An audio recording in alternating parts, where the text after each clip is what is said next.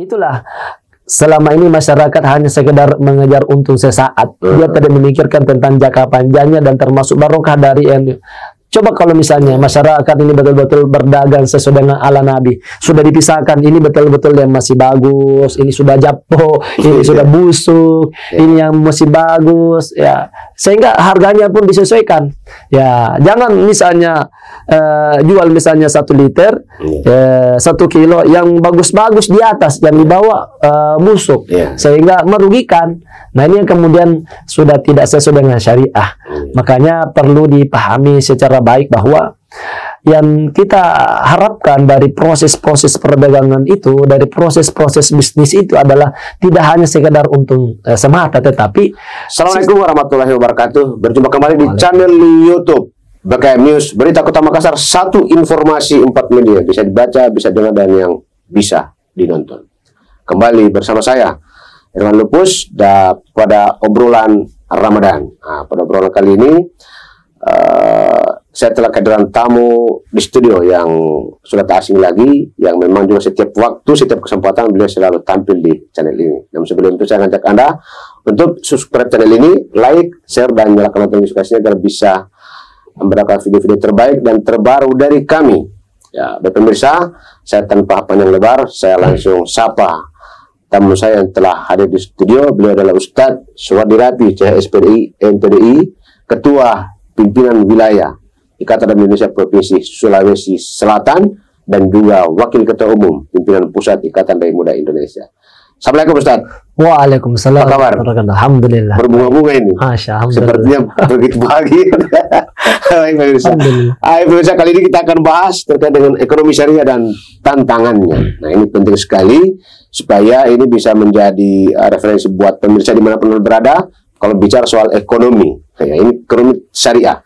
Baik, untuk mengetahui lebih lanjut, saya persilakan Ustadz Suwardi. Silakan Ustadz. Baik, Bismillahirrahmanirrahim. Assalamualaikum warahmatullahi wabarakatuh. Alhamdulillah. Alhamdulillahilladzi ja'ala syahr Ramadan syahrul mubarak. Asyhadu an la ilaha illallah wa la syarika lah. Wa asyhadu anna Muhammadan abduhu wa rasuluh. Allahumma salli wa sallim wa barik alaihi wa sallallahu ala nabiyyina Muhammadin wa ala alihi wa sahbihi ajmain ma ba'd. Baik, para pemirsa yang dimuliakan Allah Subhanahu wa taala. Berbicara tentang ekonomi syariah, ya, dan tentu di balik itu ada tantangan yang perlu kemudian kita hadapi. Secara umum bahwa yang perlu kita pahami bahwa ekonomi syariah itu memang adalah bagaimana kemudian kita menjalankan sistem ekonomi yang berdasarkan syariat sesuai dengan ajaran Islam. Sebenarnya kan bahasa ekonomi syariah ini sebenarnya kan sama sebenarnya dengan ekonomi Islam. Cuma memang dulu ini agak berat dipakai kalau ekonomi Islam. Makanya di awal tahun 90-an itu baru kemudian dipopulerkan ya ekonomi syariah. Ya, tentu ketika menjalankan ekonomi ini bagaimana para pelaku orang yang menjalankan ekonomi, menjalankan bisnisnya tentu sesuai dengan syariat yang telah berlaku. Karena kita sebagai hamba, sebagai umat, tentu sebagai orang Islam, sebisa mungkin kita menjalankan syariat ini secara penuh. Sebagaimana bentuk ketaatan kita kepada Allah Subhanahu wa taala. Dalam Quran surah Nisa Allah sebutkan ati Allah wa ati Rasul al-amri minkum. Jadi segala bentuk-bentuk yang kemudian menjadi perintah dari Allah harus kemudian kita jalankan, baik tentu terkait dengan akidah, ibadah, terkait dengan muamalah, bisnis, perdagangan, tentu ini secara umum perlu kemudian kita jalankan dengan baik. Sehingga Allah katakan wa halallahu al-bai'a wa harrama riba. Allah itu menghalalkan perdagangan, ya, bisnis, ya, jual beli. Tapi Allah mengharamkan terkait yang namanya riba. Nah, ini yang kemudian kita coba atur karena ekonomi secara umum, ekonomi Islam ini secara umum sangat luas sekali. Nah, kita mau membahas segmen seperti apa? Nah, tentu dalam berbagai aspek perlu dilihat. Ya, bagaimana kemudian aspek pertama adalah niat perlu diperbarui bahwa kita menjalankan syariat dalam persoalan ekonomi harus betul-betul niatkan karena Allah Subhanahu wa taala. Kita menjalankan semua dalam kehidupan kita ini hanya mengharap ridha dari Allah Subhanahu wa taala. Contoh, kita sementara berdagang, berbisnis, menjalankan apapun itu semua atas dasarnya kita harus libatkan Allah dalam setiap aktivitas kita, sehingga apa yang kemudian kita lakukan berkah di sisi Allah. Karena kita melibatkan dari awal Allah. Jangan nanti ada masalah, nanti dapat bangkrut dan lain sebagainya, baru ingat Allah. Kenapa? Seperti ini. Karena memang kita tidak libatkan Allah di dalamnya.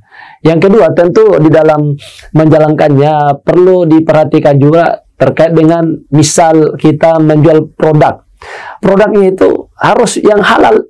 Ya, sumbernya harus halal. Sekalipun cara kita, sistem yang kemudian kita lakukan dengan cara islami, dengan cara syariat, tetapi produk yang kemudian kita pakai itu misalnya tidak halal, ya juga tidak benar.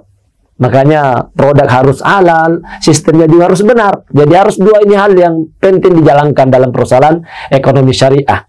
Jadi tentu kita harus memahami semua bahwa memang sebagai tantangan besar buat kita di dalam menjalankan syariat ini ya, seringkali menjadi berat, karena kadang orang yang dia kejar hanyalah untung dan untung, tapi dia tidak memperhatikan aspek yang namanya halal haramnya. Padahal kata Nabi, innal halala bayyin wa innal harama bayyin.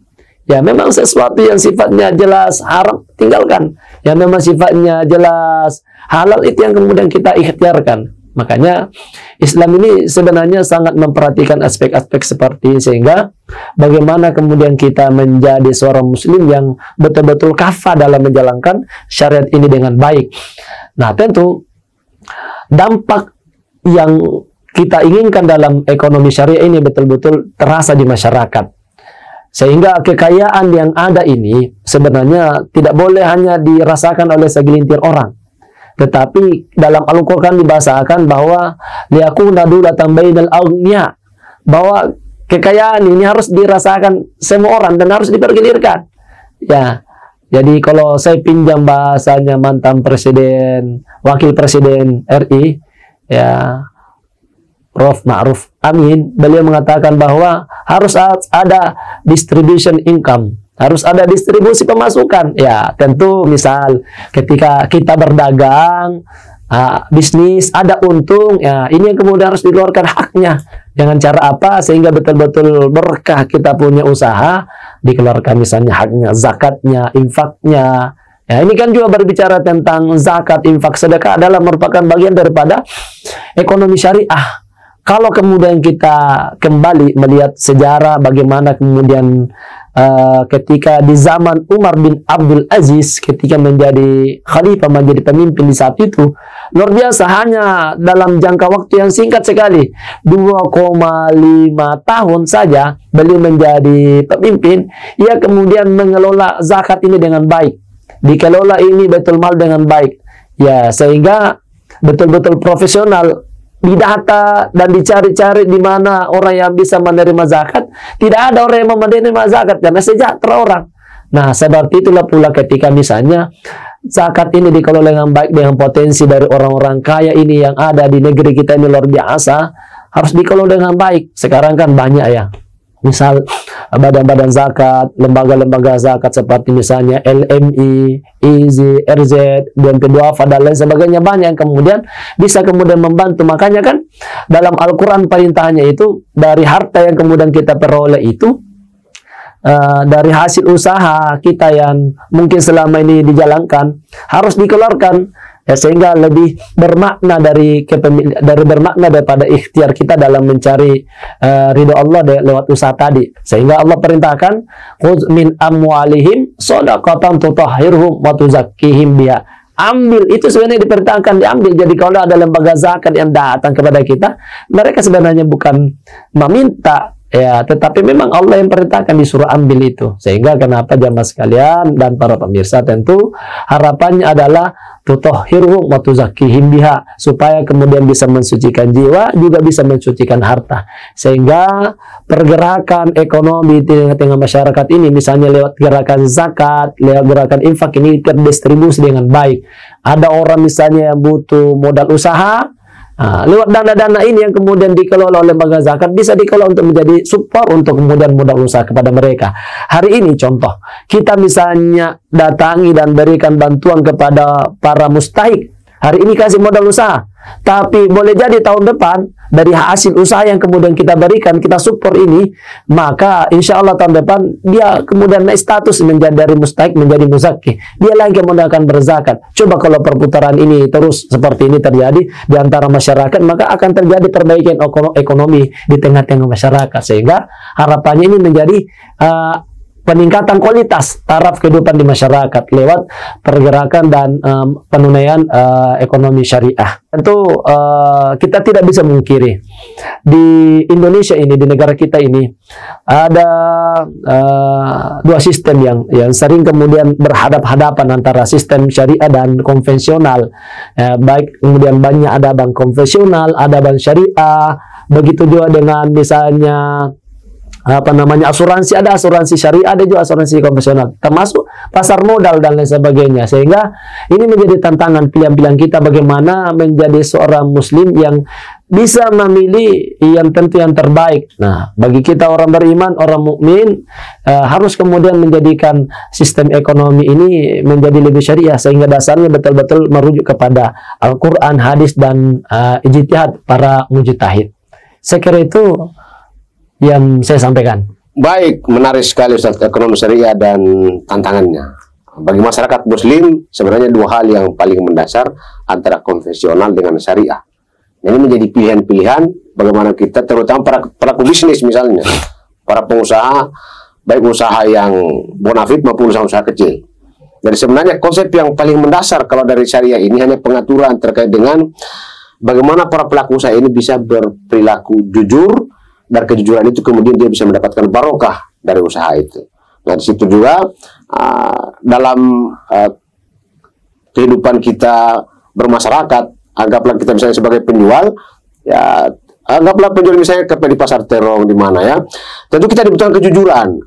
Contoh misalnya para penjual-penjual yang di luaran sana jual langsat misalnya, dia jual 15.000 2 kilo, murah sekali. Ternyata misalnya sudah diganjal timbangannya. Nah, ini kan konvensional, sudah konvensional, kemudian curang lagi. Nah, gitu ya.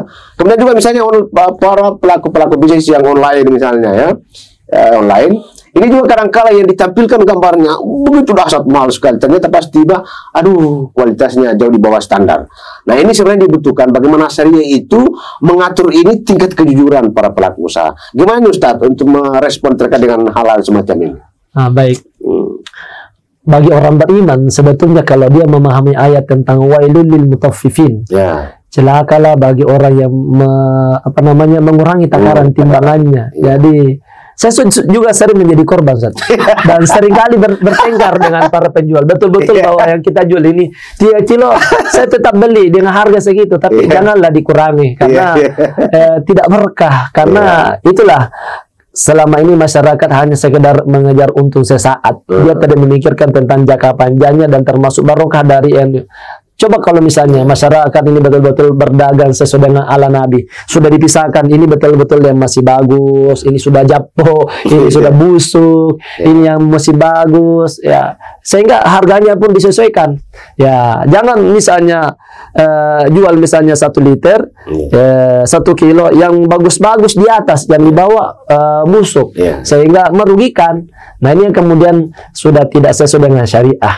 Makanya perlu dipahami secara baik bahwa yang kita harapkan dari proses-proses perdagangan itu, dari proses-proses bisnis itu adalah tidak hanya sekedar untung semata, tetapi sistem yang kemudian kita lakukan mulai daripada timbangan kita, ukurannya, termasuk produk yang kemudian kita jual, ini kemudian betul-betul baik. Sehingga semua tidak ada yang dirugikan. Karena kan kalau sudah ada satu pihak yang dirugikan, nah itulah tidak syariah namanya.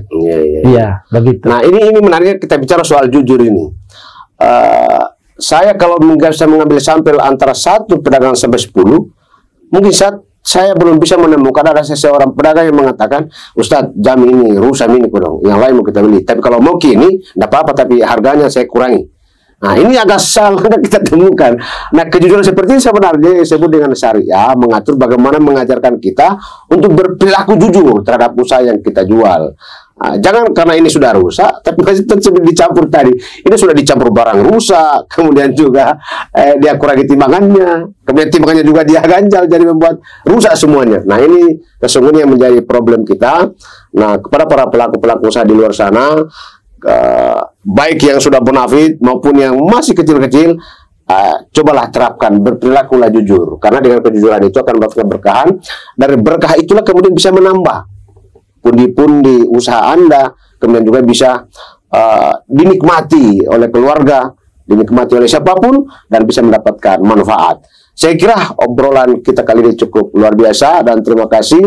Saya Irwan Lupus dan keluarga kerabat kerja bertugas pamit undur diri. Terima kasih. Assalamualaikum warahmatullahi wabarakatuh dan sampai jumpa.